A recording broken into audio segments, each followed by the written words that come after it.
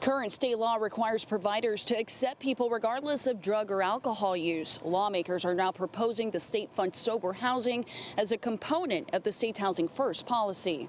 We got to meet people where they are and understand there is no one-size-fits-all solution. Two proposed bills aim to address the pressing need for safe and stable housing. AB 2479 and AB 2893 were introduced by Democratic Assembly members Matt Haney from San Francisco and San Diego Assembly member Chris Ward. The bills would allow up to 25% of state housing funds in each county to go towards drug-free housing. Lawmakers say they don't want to do away with Housing First. Instead, they want sober housing facilities to work under a Housing First framework. But Vista Mayor John Franklin says he questions whether Housing First policies are actually working.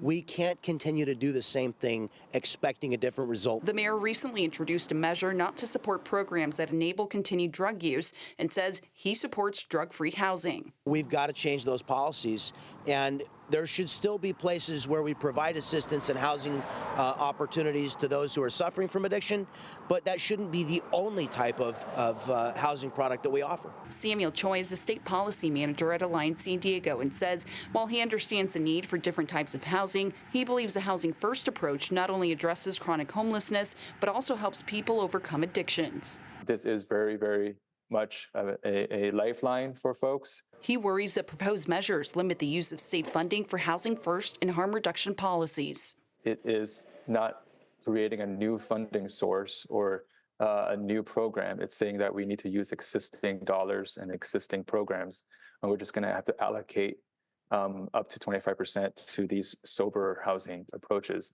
Choi is urging lawmakers to invest more into Housing First initiatives. We really don't have a official position on these bills yet, but looking at what we've seen so far, we still believe Housing First is still the approach that we advocate. Both bills specify that tenants would not be kicked out of sober housing if they relapse, and if they're no longer interested in staying sober, the program should move them into different housing.